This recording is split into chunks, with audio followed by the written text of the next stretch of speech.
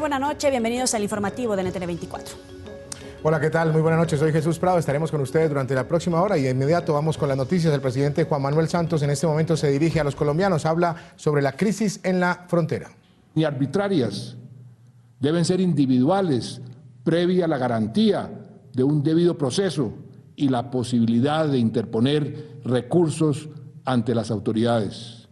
No pueden afectar los derechos de los menores, ni separar familias.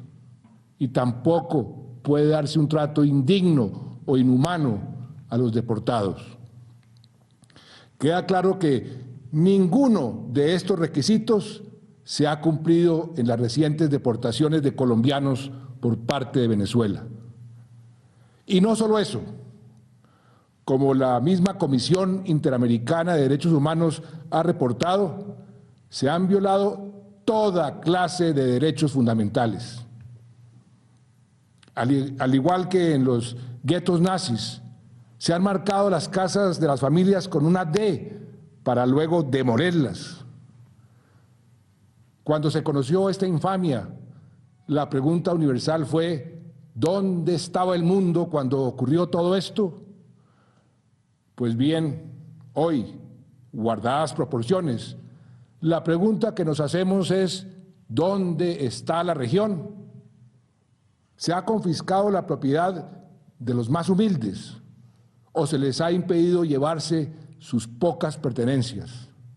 ¿Se han separado familias, dejando a la mujer de un lado y al esposo del otro?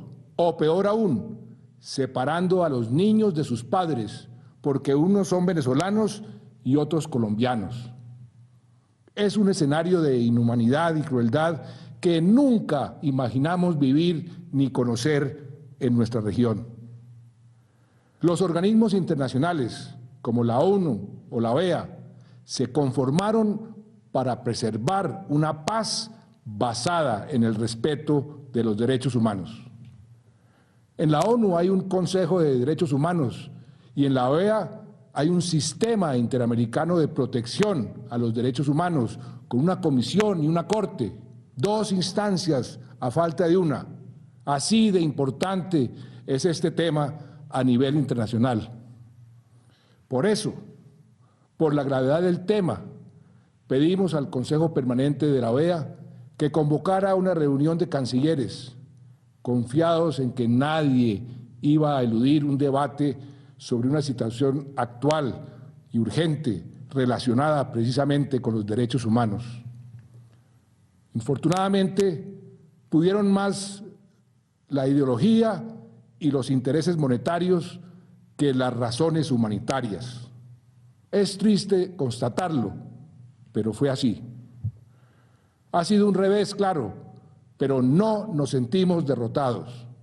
Cuando la razón nos acompaña, cuando se obra con la verdad en la mano, cuando se trata de defender la dignidad de nuestros compatriotas, lo que hay son motivos para continuar. Si sufrimos un traspiés, lo superamos. Si no nos oyen en un escenario, iremos a 100 más. Si se cierra una puerta, llamaremos a 1000. Porque estamos indignados, justamente indignados, y el silencio o la inacción no pueden ser una opción. Por el respeto de los derechos y libertades de los colombianos, un revés no nos detiene, al contrario, nos estimula a denunciar con más fuerza. Y nos estimula también haber recibido el apoyo de 16 países del hemisferio, 16 países que junto con Colombia votaron a favor de debatir el tema en una reunión de cancilleres. Son países serios, países democráticos, países que creen en las bondades del diálogo y la diplomacia, países que no le hacen el quite a un debate sobre derechos humanos. Hoy quiero agradecerles en nombre de todos los colombianos. Para la OEA y para el continente, esta era una oportunidad para hacer valer los derechos de los migrantes, una problemática que estamos viendo no solo en Colombia, sino en muchos países de la región y del mundo. Dos países hermanos como Colombia y Venezuela no pueden entrar en esa dinámica de persecución al migrante, no pueden transitar ese camino de xenofobia y de odio que sufren otras regiones del mundo. No lo podemos permitir.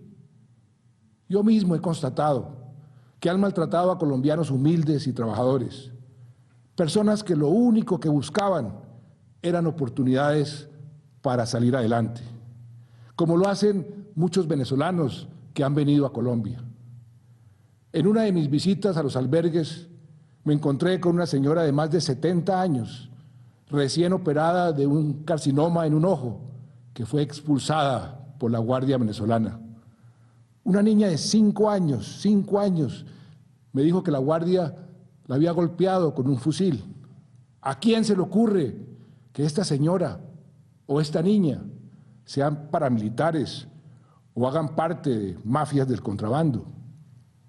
Son interminables las historias que podría contar, que hemos escuchado, doloridos, los miembros del gobierno y de los organismos de socorro y, por supuesto, los medios de comunicación.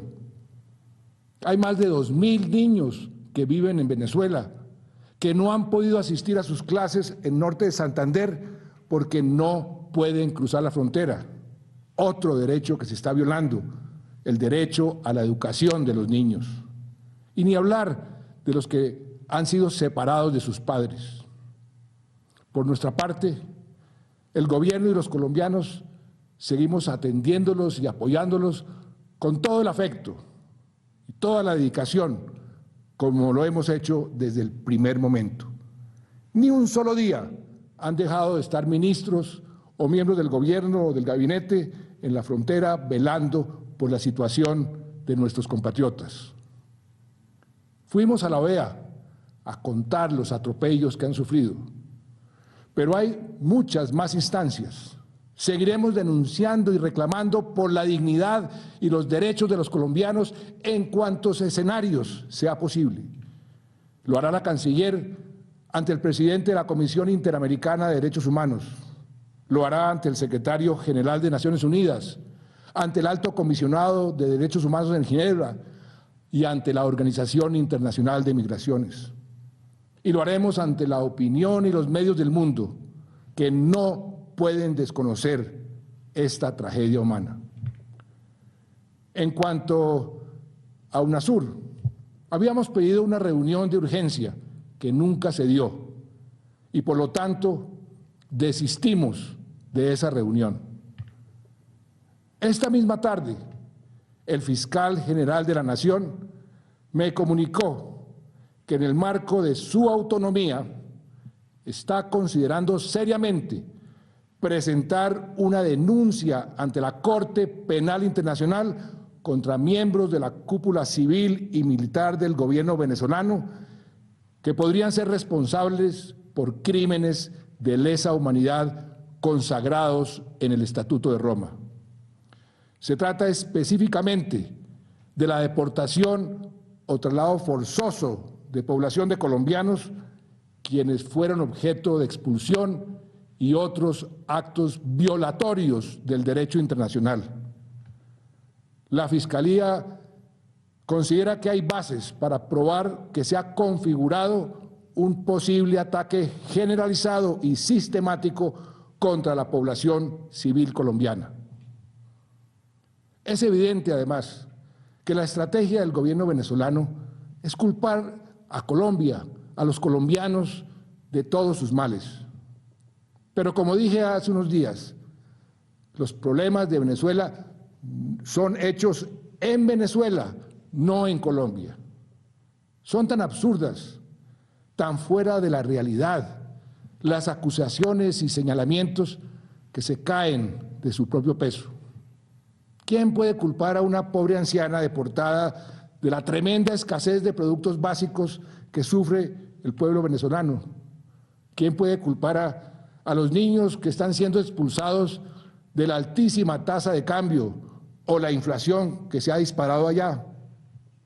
¿Y quién puede siquiera considerar que desde Bogotá con la anuencia y la vista gorda de mi gobierno, se planea atentar contra la vida del presidente Maduro.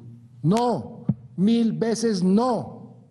Colombia es una nación decente, civilizada, democrática, respetuosa de los derechos humanos y de las instancias internacionales, y cree en el diálogo y la diplomacia, y lo seguirá siendo.